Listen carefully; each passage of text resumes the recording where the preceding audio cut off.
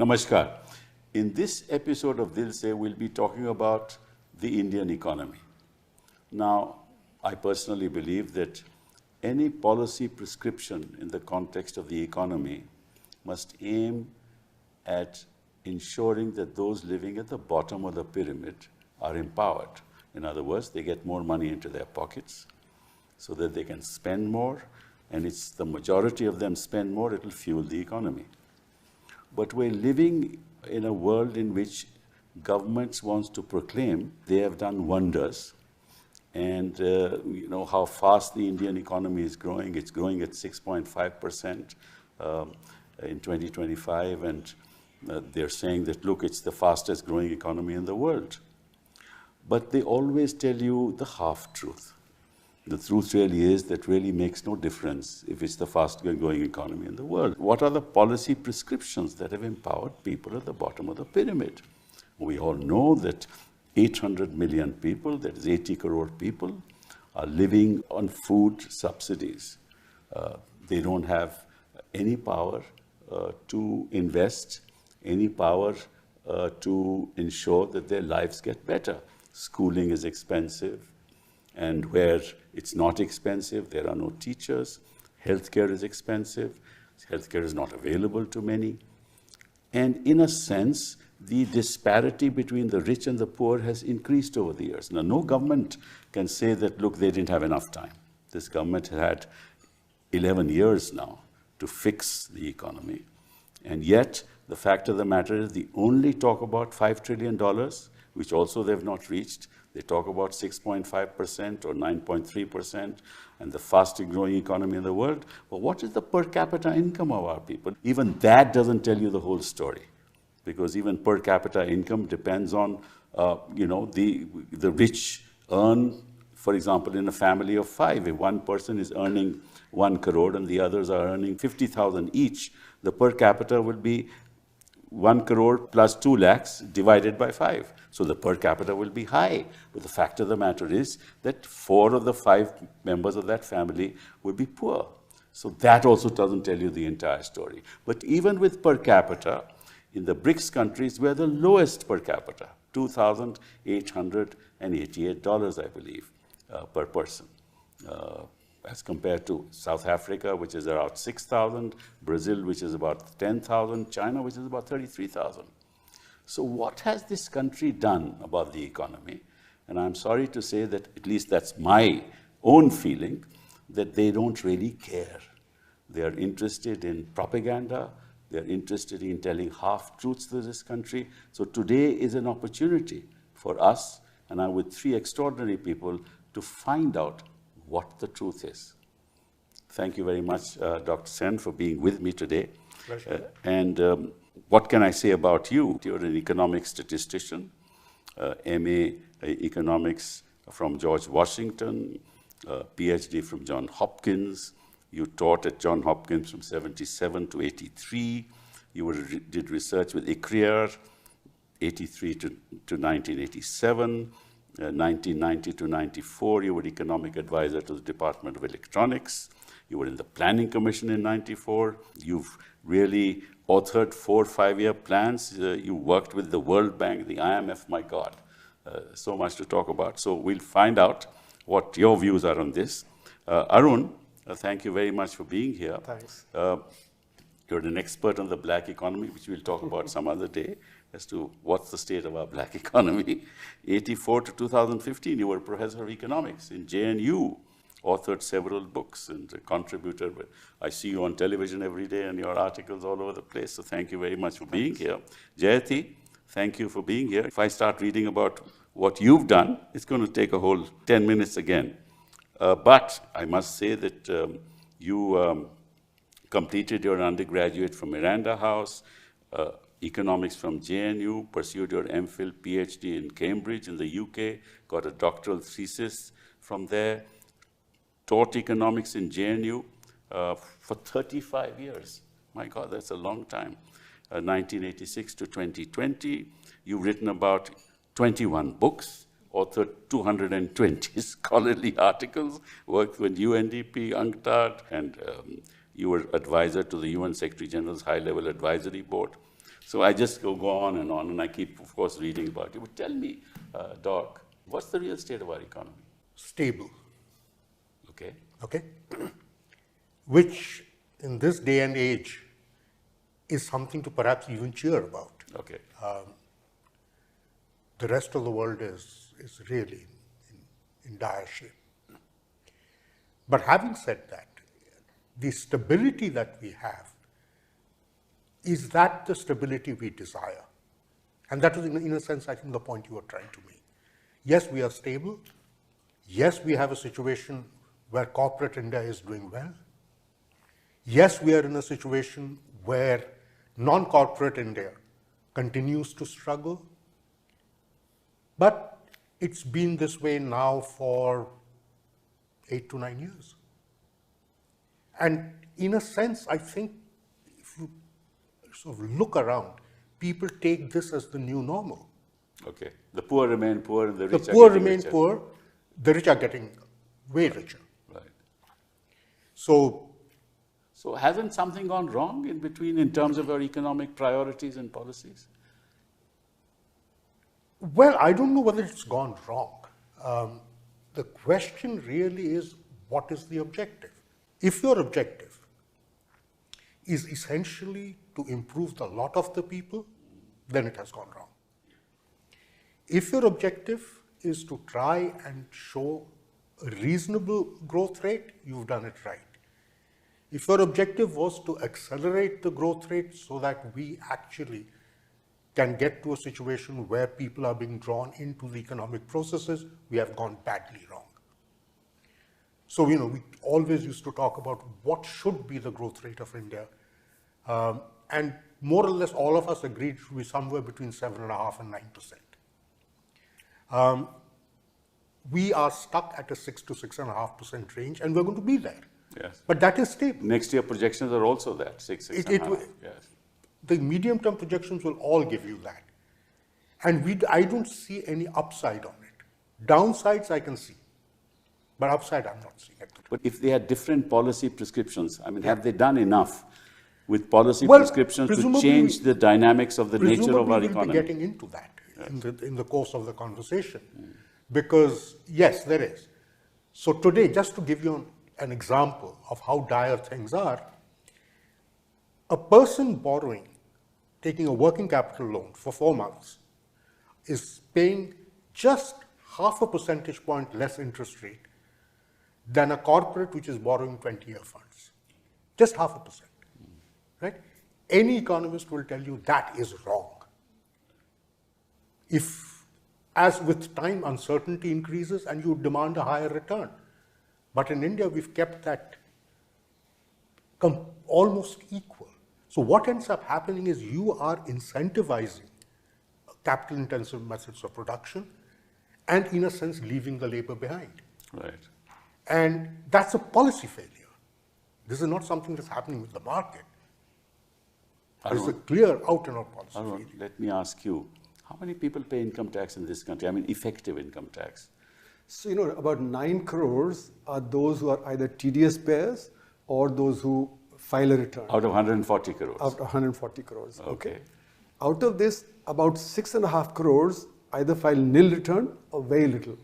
So you effectively have about 2.5 crores who are in the tax net. Out of this also, as per the Prime Minister's 15th August speech, only 1.5 crore are effective taxpayers who pay substantial amount of tax. Right. Those must be the really rich ones. The well-off, yes. Yeah. Those who are earning above 25 lakhs of rupees, they are the well-off.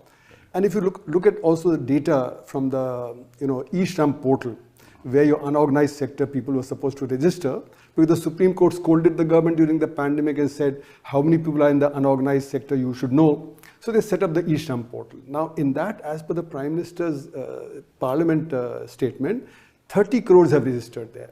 Okay. Out of which 90% say they are earning less than 10,000 rupees a month. Okay. So that's the state. I mean, they're close to poverty line, So in other words, the gap between the organized sector and the unorganized sector is huge. Those who are in the organized sector getting all the benefits. And it is that growth that you see. And 80 to 90% are in the unorganized sector. So as per the Rajya Sabha question 2017, 94% are in the unorganized sector, okay? So 94% are working in the unorganized sector, 6% are working in the organized sector, and the growth that you see is of the 6%. And the gap between the 6% and the 94%, that's what is increasing. And that's why you see massive unemployment in the unorganized sector, you know. So when we talk about unemployment, it's women's unemployment, it is the educated youth between the age group of 15 to 29 who don't have jobs, who are looking for jobs, you know. So there's massive unemployment in the economy. And unemployment is also of different kind. One is you're looking for a job, not finding it. Other is you're underemployed. You stand in the market for 12 hours, you get 2 hours of work, so you're underemployed. Then there's disguised unemployment in agriculture and in trade. You know, the whole family sits at the shop, but only one person is needed. Or the whole family goes to the farm, but only one person is needed. So there's disguised unemployment. And then there are those who have given up looking for work. So the labor force participation rate in India is very low compared to other big countries, you know. So that means that means less people working, so therefore the family has to have more people being supported by the person earning. So this gap between the unorganized and organized is huge, and that is what is creating the problem. And that's why my argument is that GDP data is incorrect. Because you see, the unorganized sector data comes with a time lag. For the quarterly data that comes, you assume that the unorganized sector is growing roughly at the same rate as the organized sector. Now that may have been true before the demonetization, but demonetization affected the unorganized sector. Next year, you again had a shock of GST, and third year you had the NBFC shock, and then finally the 2020 shock was the lockdown, sudden lockdown. So because of these shocks, and the methodology is that you project from the previous year into this year. Right. Now, if you're projecting from the previous year into this year when the shock is there, then obviously your data would be incorrect, and then you project further from that, then you use the benchmark estimates. Benchmarks were created before the shocks came, so you needed to correct that. So my argument is that the rate of growth is not 6.5%, but it's more like 2.5%, you know, because the 6.5% is the rate of growth. That's another controversy. Yeah, the rate of growth of organized sector is 6.5%, what you see, but the unorganized sector. The reality is people at the bottom of the pyramid are the ones who are suffering. And you can see example like, say, the trade sector, which is the second largest employer. E-commerce is growing at 20-30%. So the neighborhood stores are going down, and neighborhood stores are labor intensive, e-commerce is capital intensive. Similarly, you see that in the FMCG sector, you see that in the leather goods sector, you see that in the pressure cooker sector. So a declining sector is proxied by a rising sector, so GDP is overestimated. Now the implication of that is, if the unorganized sector was growing at 6%, the unemployment would not have been so large. It's actually because it's declining, that's why the unemployment situation is as bad as it is. And therefore, in a sense, Indian economy is splitting apart, inequalities are growing, and that's why the demand is short, and the demand is short, capacity utilization becomes short, and RBI's data on capacity utilization comes from the organized sector. That is showing it's hovering between 70-75%. That's inadequate for investment boost. So private sector investment is low, and the finance ministry keeps saying the public sector investment has been raised, but private sector is not coming forward to invest. So they're not. Even the public sector investment is giving some employment opportunities. But that's going into capital intensive sectors. When you have public, stuff like that. Big highways, now see, earlier you used to employ a lot of people there. Now with big cranes, big bulldozers, you don't have much employment generation there. So where do you get employment generation? In rural employment guarantee scheme, in education, in health, in rural development. All those are cut. You know. That's true. So therefore, let me move on to you, Jayati. In a country where, after all, jobs are created when the manufacturing sector is doing well. And manufacturing sector in India, I believe, if you look at the GDP, it's only 13 to 15% of the GDP. As opposed to China, which is, I believe now 30%, and it's going to be about 45%. Of the total goods manufactured in the world, it's manufacturing about 30% today, and it will be 45%. I believe this is the kind of data I have. Oh, you mean China's share of global manufacturing? Share of the global manufacturing. That's why there's huge employment there. And our share of manufacturing, equate the GDP, is only 13 to 15%. Where are going to people get jobs? So, that's a more complex question about manufacturing. I come back to that, but I just want to emphasize what Arun was saying about employment. Because, I'm not a big fan of GDP as an indicator of progress. But supposing you think of other alternatives, and there's lots of stuff going on now, in fact, in the UN, discussions about other measures. One of the measures we had suggested, and which is actually being considered, is the labor market indicator, which is the proportion of people in employment, that is, of the working age population. So you're not looking at the unemployment rate, which has many other issues. The people of working age who are employed into the median wage. That is the wage, half of the distribution is below that, the other half is above. And that's actually a better indicator than the average wage data that we throw around, because that gets skewed at the top. Right. Now, if you look at the labor market indicator for India, in fact, it's really quite interesting. Per capita GDP has been going up. Labor market indicator has been stagnant and falling. So, you know, when you were talking about the bottom half of the population has actually been doing worse in this period of 6 to 7% rate of growth. So, a big issue in our entire development project is our inability to generate jobs. So that's why I asked you the question on manufacturing. Yes. So, the problem is that manufacturing will no longer generate jobs. We have to recognize, I mean, manufacturing is important for many other reasons. It has synergies, it's critical for technological development, knowledge, etc. We cannot avoid manufacturing, but we cannot expect manufacturing to give us jobs because anymore. the nature of the global economy has changed. And Is that technology, the reason? and technology. Right? China, by the way, the share of workers in manufacturing has been falling for 14 years in China, because they are just getting much more productive. They are doing much more automation. But they're getting more skilled also. Well, it's automation, mechanization, robotization. They're global leaders in all of that. Correct. But it really means the manufacturing of the future is not job generating.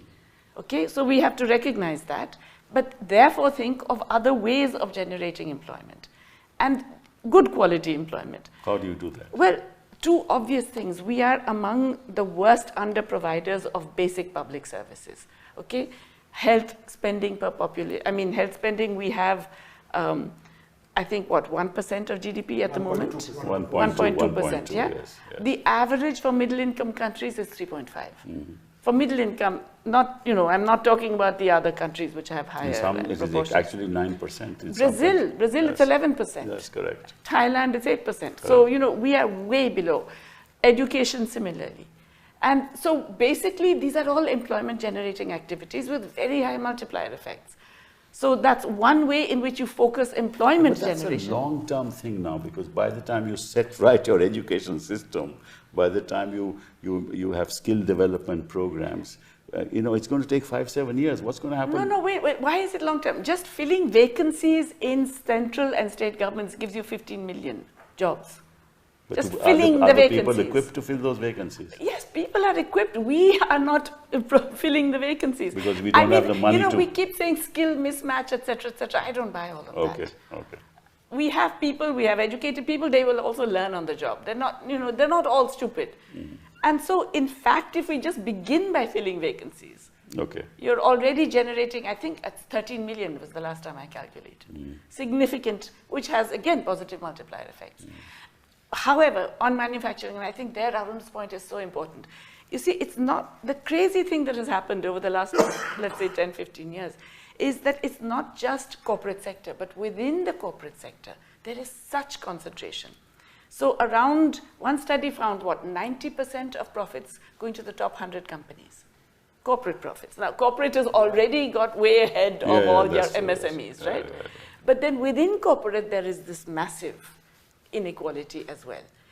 So we have to focus a lot of our, you know, industrial policy on the MSMEs. We have really no proper focus. If you look at the world, whether it was Japan or Taiwan, it is these MSMEs kind of structures that actually give a boost to the economy. And in here, we've been languishing. We haven't. There was a time when the MSMEs were the leaders in our growth. That's what I'm saying now. The 2000s. Yes. But after the series of shocks that Jyoti talked about, it all tanked. Right? The question is, what are you doing about it? Exactly. So let's ask. MSME has to be divided up between the micro, small and medium. You know, small and medium are 6 lakh units, roughly, and micro are 6 crore units, and large are 6,000. So there's a factor of 100 between them. And it's the micro units that employ 97.5% of the MSME, this thing. Do they have access to capital at low interest? Very low, very little capital, very little access. So it's the micro sector which has to be revived, because that's 97.5% of the employment of the MSME sector. How would you give loans to them when there's no collateral? No, so then how does that happen? I mean, let me put it to you very bluntly. It's not going to happen in the banking sector with our banking laws. All right? But these people are getting funds, and they're getting it from money lenders. Oh, yeah. Okay. Right? Okay. Now, the question is, how should you look at money lenders? I mean, we've all grown up with the mindset that money lenders, by definition, are bad people. Bloodsuckers. They are bloodsuckers. Yes, they are. They are. But the point I've is, seen some without of them in court. the micro sector would be dead. Yes. Right? You can't duplicate that in the formal system. Formal systems will have rules which will effectively prevent it. Nobody's running. So the question is, how do you look at money lenders?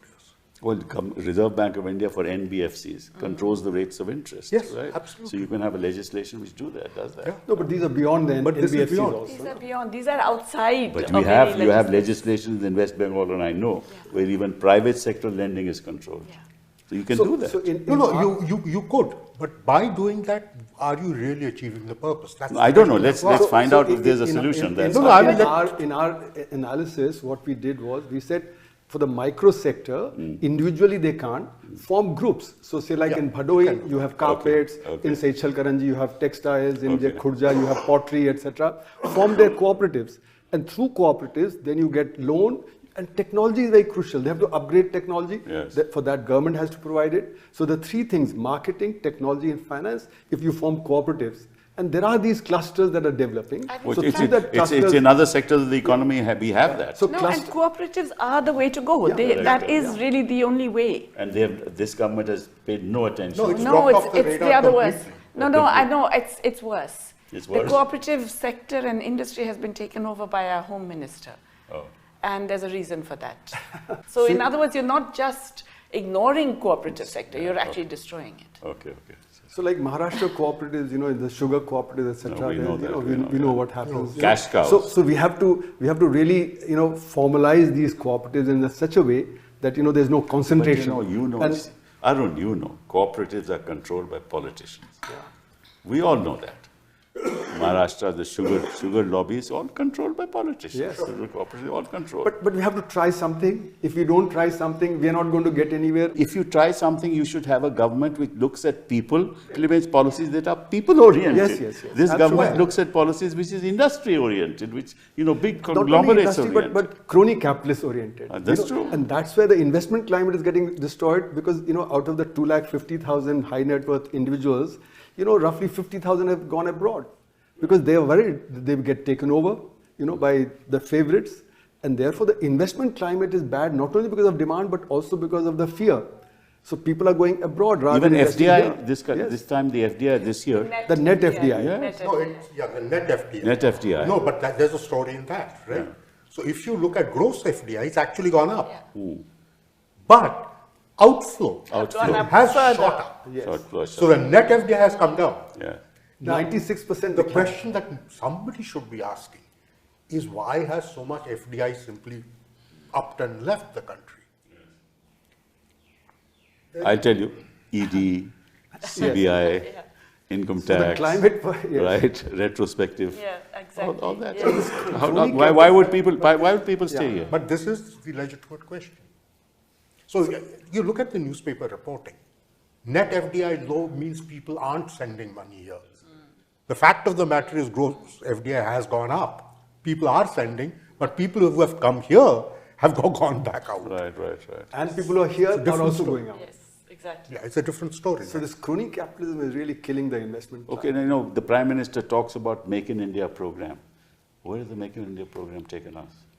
It's a failure. No, I mean, I don't think Absolute there's any failure. question about it, that it's a huge Well, failure.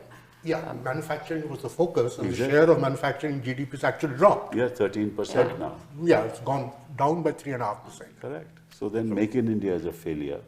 So the only thing we make in India are a propaganda.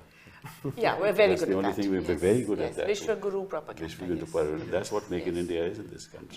But you see, if they had instead had a focus on MSMEs and category specific, sector specific, cluster specific, you could have actually achieved quite a lot. It's not something impossible.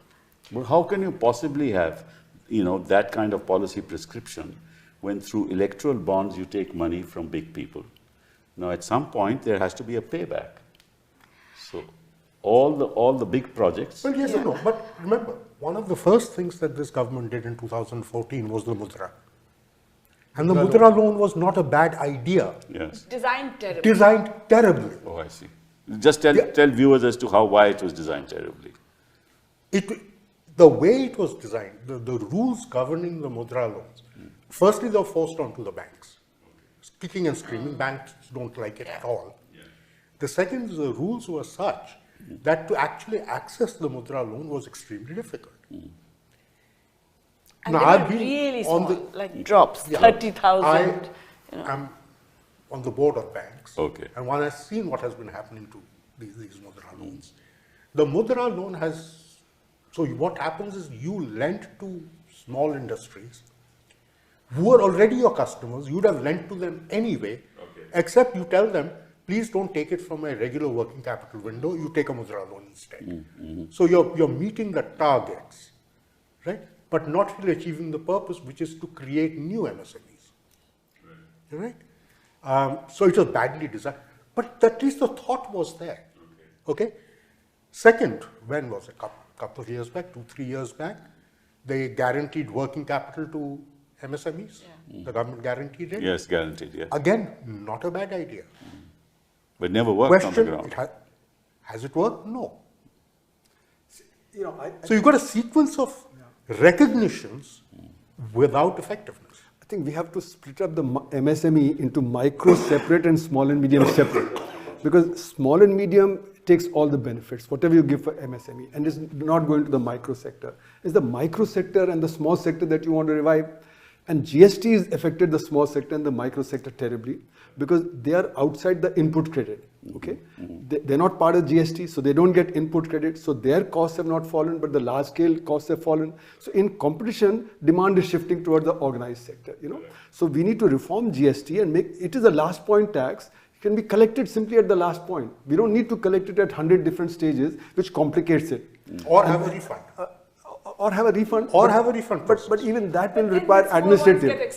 Administrative problems will be there. Na? So basically, if you do a last point tax, it is a last point tax, implemented the last point, that'll free up the small and the micro sector from all this problem of the organized sector finding its cost decreasing, but their cost remaining the same. So demand is shifting. So we've been arguing that we need reform of GST. We need to separate the micro from the small and medium, so that the micro can be targeted specifically, and that through the cooperatives, whatever be the political problems of cooperatives, etc., if you are able to do that, build those... You've done it in milk, you've done it in some sectors of the economy. So some sectors have succeeded, you can...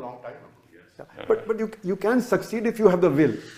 But Kutumbashri in Kerala is focused on micro, and it's a federation of self-help groups, but they have moved well beyond just managing credit to production. They have associations for coir production, for actually farming, and for a whole range of activities, and they're successful. Right. So well, I think this government has been very lucky. The agricultural growth this year was about 4.6%. 4.6%, which sort of brought that growth rate to 6.5. But for that, it would have been really agriculture experts say there's a problem in measuring the agriculture's contribution to GDP also. Because last year... You have problems with all these statistics. Yes, I have problems with all the statistics. But it's true. It's true. See, in agriculture last year, we said there was a record output, right? Yeah. And still, we then banned we put stock holding limits. Prices didn't fall. Then we banned exports. Prices still didn't fall. Yeah. So why? Only unless the output wasn't what it was, the prices should have fallen. Prices didn't fall. Prices kept rising. So people have been saying from agriculture. But at the same time, some people say that because of 4.6%, the consumption in the rural sector is actually fueling the economy. This is what the narrative is today. That the consumption in the rural sector has gone up. Where's the evidence? They have said that's what they say. So the consumption share in GDP has gone up a little bit. But there's a catch there. The catch is that agriculture share in GDP is about 16%. Yes, 16 to 18%. So even if that goes up by 2%, how much is it going to go? 0.03%. Okay, that's not going to boost consumption very much. So agriculture's contribution to GDP being very low is not that agriculture is going to give a big boost. Yes, it will help some, right? What you need to do is services. Services now 55% of GDP. That is where you have to give a boost. Services are the creamy layer of this country. Are in No, all services are everywhere. Unorganized, organized. You come back to the same question, what are you doing about 800 million, 900 million people of this country? But then, again, the question is that services are not a homogeneous group. Exactly. Right? Yeah. So again, you can broadly classify services into two categories. One are services that you and I directly consume. Correct. Right? Other are services which are being provided to the production sectors. And the production sectors are usually agriculture and manufacturing and other services. Right. And if you really look at the breakup of services and you do a rough classification, they're about 50-50. Right? Now, I can see a situation where our consumption of services will continue to grow.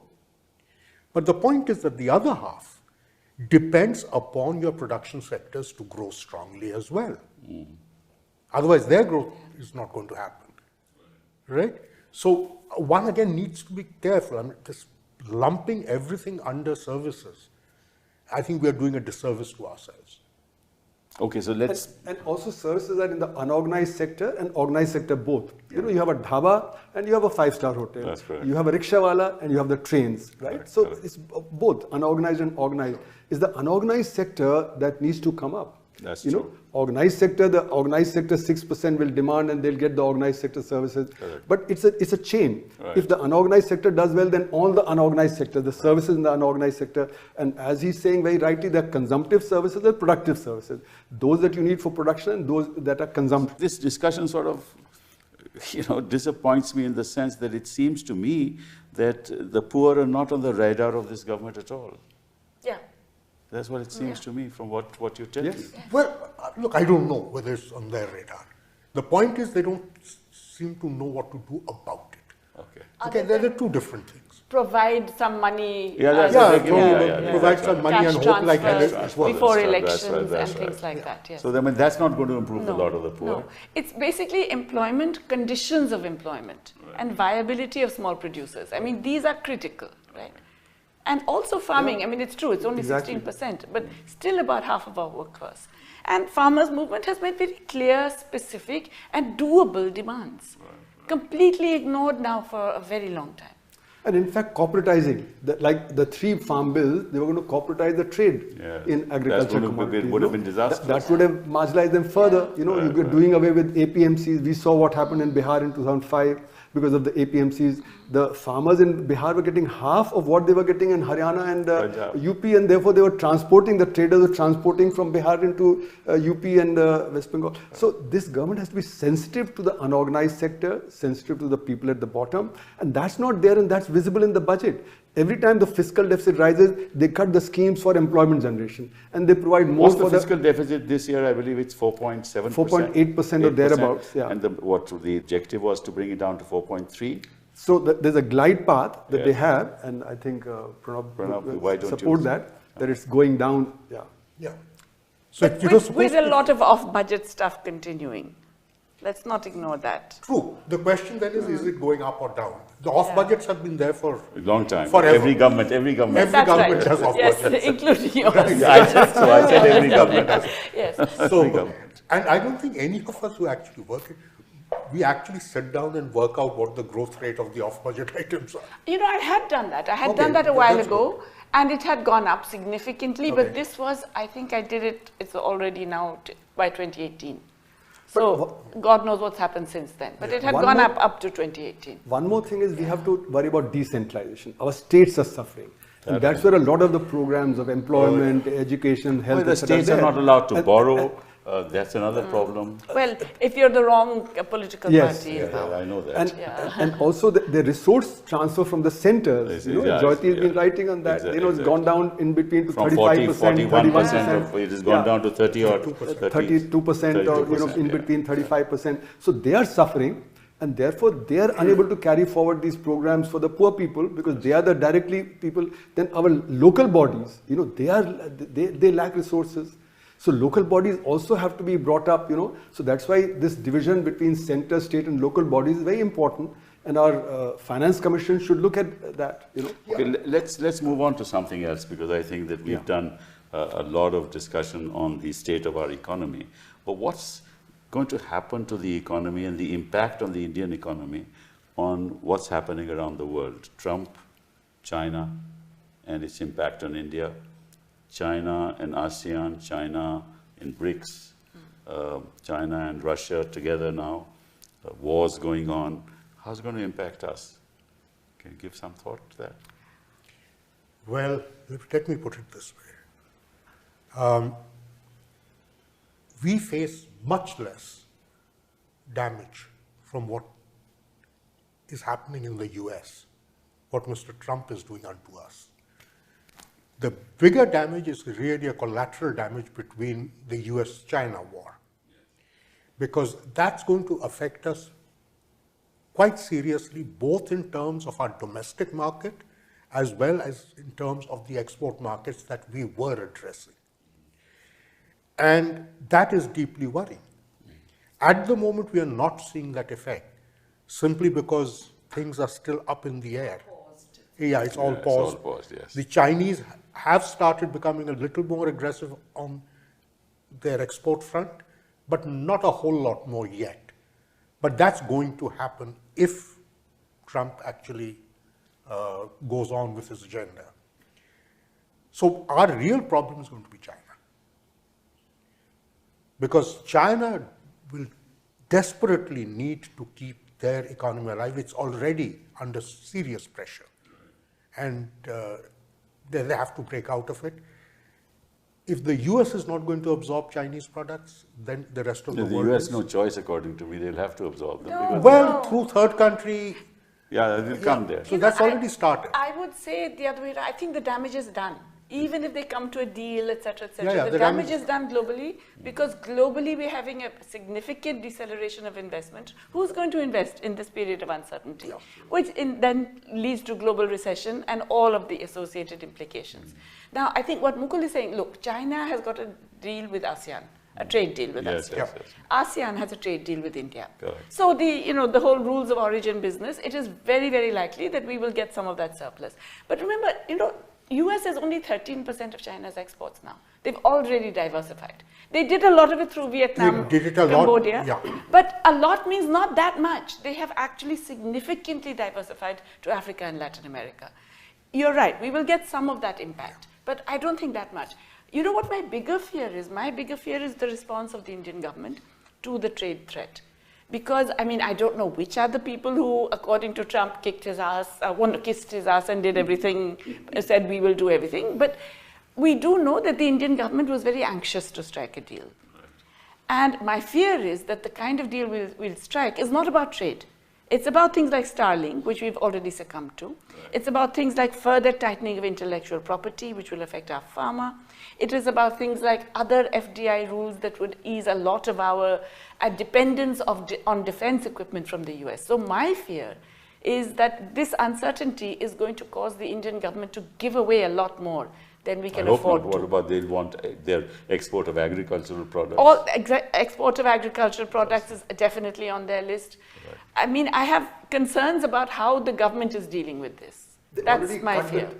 cut in the budget, some of the tariffs. Yeah. They're signaling to the US that we are willing to do that. And you notice with Trump, anybody who signals that they're willing to do something, then he extracts more. Anybody who stands firm, It's the then he's, typical bully, is bullying. So China stood firm, so he's reduced by 115%. That's true. Canada stood firm, EU standing firm. So the point is, how much impact does all this have on the US economy? Because the US economy, and how much leverage we have in the context but of we our have to look at, relationship with the US. the US with tariffs will face inflation, and there'll be a decline in demand. So there's a possibility of recession. First quarter that it declined. But if there's a recession and a price rise, it's like a stagflationary situation. Other countries, if they get to an agreement that they don't do dumping on each other and they don't increase tariffs, because if everybody does dumping, everybody will increase tariffs, and then there'll be a global trade war and there'll be a long-term recession. Yeah. So if everybody agrees, China agrees, we don't do dumping, but because there's a space, because what India was exporting now can be exported to China, what China was exporting can be exported to EU, because now the EU is not doing it. So if we all agree and they open negotiations with EU, They've opened negotiations with Japan, Korea, and Southeast Asia, and also written to India. If we all agree not to raise tariffs and increase this thing, we will be affected less, America would be affected much more, and therefore America would be forced to withdraw. It's unlikely that that's going to happen. No, but you know, I can tell you that. But he's a transactional man, he might. You might know actually. Why is it that nobody is saying, let's collectively go back to WTO? Nobody's No, saying no, it. No, they are. There's a huge, I mean, if, of all people, the Europeans are saying it big time. Latin Americans are saying it. There's a lot of stuff going on there. In fact, Joe Stiglitz calls it G-1. Yeah, Yeah. exactly. That's right.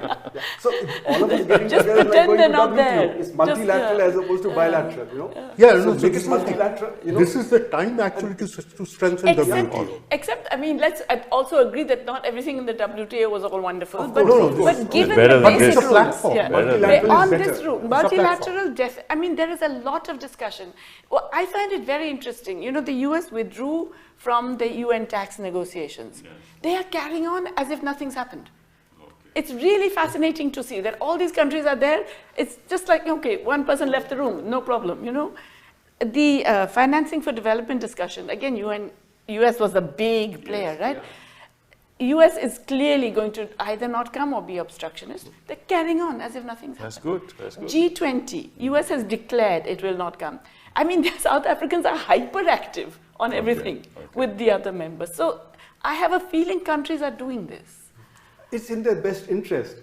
And actually, if US withdraws what it's doing, that'd be good for everybody in the long run. Okay, now Including the US. Yeah, the including last, for the US. the absolutely last right. thing we just discuss is our situation with the Chinese. Because the kind of distortion, kind of limited exports we have, and the exports by China into India has got $101 billion now, right? And we are exporting what, 20 billion? 17, 18. 17, 18 billion. Where So would we have this a trade take us? deficit, yeah. They're controlling everything. But that's because we've been stupid, not because they have been manipulative. I do want to emphasize this. Look, we were the world's biggest producer of bulk drugs. We gave it up in liberalization. We are now importing 90% of our bulk drugs from China. And yet then we're saying, oh, you know, we'll be all aggressive. the They could ingredients. stop our pharmaceutical industry tomorrow. Yes, that's what I That's mean. the kind of dependence Exactly. we have created. But we created that. Well, how do we get out of it? By building the bulk drug production back again.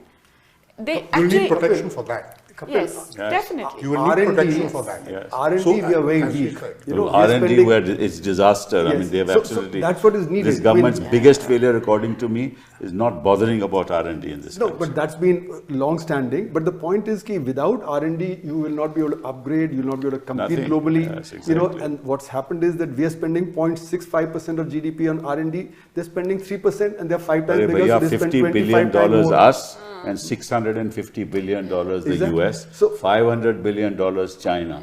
That's what's being spent on R&D. Where are we going to So compete? we have to have a with these? strategy, actually, Kapil. We Well, don't have a strategy. Your strategy is to win an election. That's your only strategy. Come what may, tell the people half-truths, less than truth, win an election, go on, have another 5-year term, not bother about the real people in this country who need the benevolent hand of the government. Forget the people, think of our politics, think of winning elections. That's what it is. Thank you. Thank you very much. Thank you. Thank you.